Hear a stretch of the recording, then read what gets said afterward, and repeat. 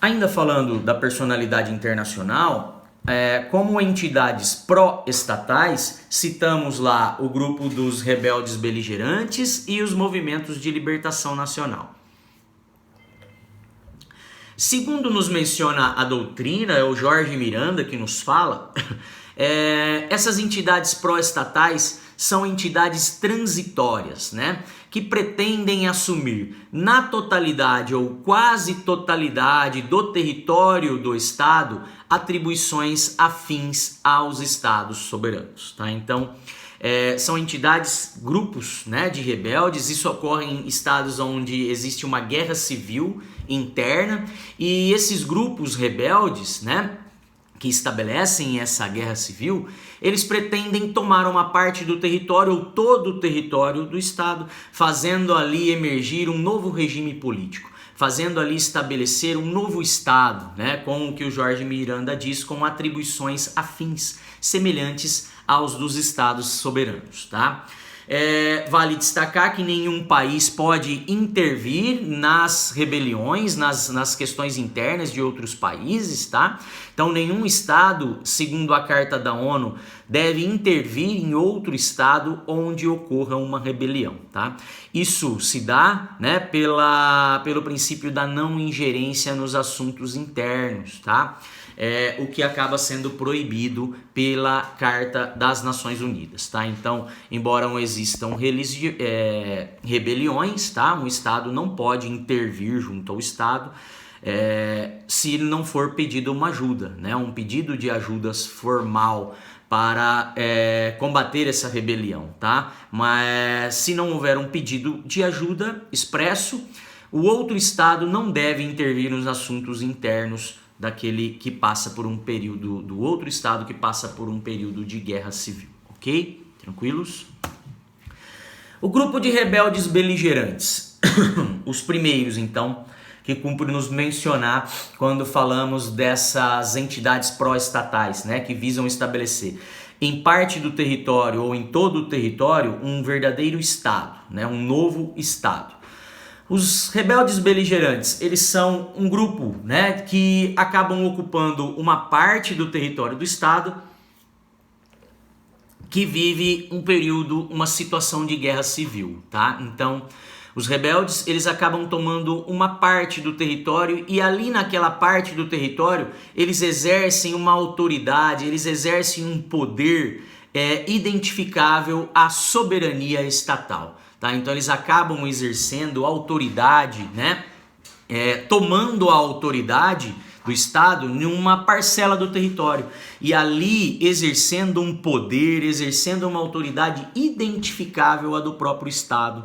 Tá? Então eles passam a gozar de soberania naquela parte do território do Estado, né? Ditando regras, ditando leis, dizendo de que modo nesta parte do território deve o Estado atuar, né? Na verdade, tomando a própria autoridade e passando a atuar como autoridade semelhante à do próprio Estado, tá?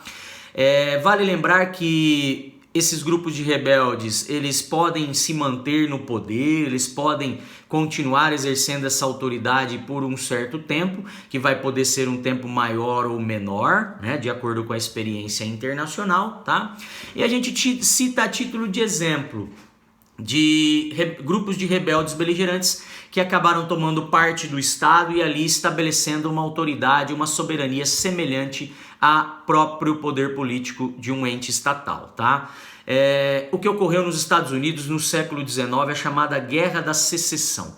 A Guerra da Secessão, ela levou uma divisão dos Estados Unidos naquele período que se discutia as leis da escravatura, né, em que alguns estados do norte e sul, eles divergiam a respeito da abolição da escravatura, né? Alguns estados defendiam a continuidade do regime escravocrata e outros defendiam o fim, né, do regime escravocrata. E houve ali então a cisão, a divisão do território americano entre estados do norte, que formavam o grupo denominado de União, né, e estados do sul, que formaram o grupo denominado de Confederados, tá? Então, esses grupos, né, que tomaram tomaram parte ali de apenas uma parcela do território do Estado e naquele local passaram a exercer uma soberania, uma autoridade identificável ao próprio poder político do Estado, seria um exemplo aí de grupos de rebeldes beligerantes que rompem então, né, com a autoridade do Estado em que eles se encontram, tá? Então, se estabelecendo ali uma guerra civil, né? Aonde se estabeleceu uma guerra civil, ok? Segundo exemplo, pessoal, a gente traz aí a Guerra Civil Espanhola. A Guerra Civil Espanhola, que ocorreu entre 36 e 39, né, em 1936 e 1939, ela também levou a um grupo, né, de rebeldes a tomar uma parte do território espanhol. E ali se estabeleceu então dois grupos com autoridade identificável de Estado numa parcela do território, que seriam os republicanos e os nacionalistas, tá? Então, cada grupo desse, né, ficou com uma parcela do território do Estado. Tá? Então, e nessa parcela do território passou a exercer uma autoridade soberana, né? Um poder típico, identificável, um poder político identificável como característica de um verdadeiro Estado soberano. Tá? Então, outro exemplo, né, pessoal, de que havendo uma guerra civil, um grupo, né, se rebela contra o governo do Estado, toma uma parte do território do Estado e ali faz emergir uma verdadeira autoridade soberana estatal. Tá? Então, é um exemplo, né, desses grupos de rebeldes beligerantes. Quando eles chegam a tomar essa autoridade, eles começam até mesmo a se relacionar com outros entes de direito público, com outros estados, né, passando então a ter o reconhecimento como sujeitos de direito internacional público. Tá? Outra entidade pró-estatal que poderíamos citar aí a título de exemplo e que é um pouco mais recente, né, que pode ser mais do conhecimento de vocês, é o Talibã, né, pessoal? O movimento do Talibã, o grupo de rebeldes que se denominavam Talibã, eles se difundiram ali pelo Paquistão, mas especialmente pelo Afeganistão, a partir de 1994, né? E eles foram conquistando o território, né, uma maior parte do território afegão, tendo tomado 3/4 do Afeganistão entre os anos de 96 e 2001. Tá? Então, entre 96 e 2001, 3/4 do território do estado do Afeganistão era dominado pelo grupo de rebeldes que compunham o Talibã. Tá? O governo do Talibã foi reconhecido, né? Houve aquele ato de reconhecimento de governo que a gente já estudou por 3 países, né? Que eram os Emirados Árabes, a Arábia Saudita e também o Paquistão, tá? Então, esse grupo de rebeldes, ele passou a exercer uma autoridade tamanha que ganhou reconhecimento por parte dos Emirados Árabes Unidos, por parte da Arábia Saudita e por parte do Paquistão, né? Então, quando eu menciono que a autoridade é identificável, é semelhante a de um próprio Estado soberano, e aí eles vão poder se relacionar, né, com outros Estados soberanos, tá? Então é um outro exemplo aí de grupo de rebeldes beligerantes, ok?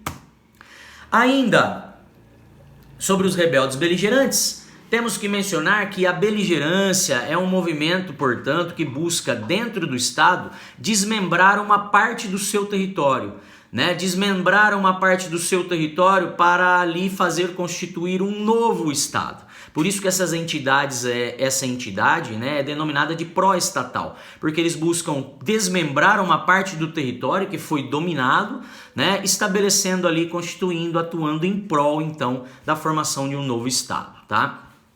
Se os beligerantes, eles alcançam uma determinada força, né, em razão aí de revoluções de grande vulto e que eles acabam tomando o controle de parte do território do Estado, eles podem ser reconhecidos como sujeitos de direito internacional público pelos demais estados, tá? Então, como nós mencionamos aí, o que ocorreu recentemente ali no Afeganistão com o grupo Talibã, que passou a ter reconhecimento de governo, né, como uma entidade, um ente político soberano, tendo, portanto, a característica de ser considerado um verdadeiro sujeito de direito internacional público, ok?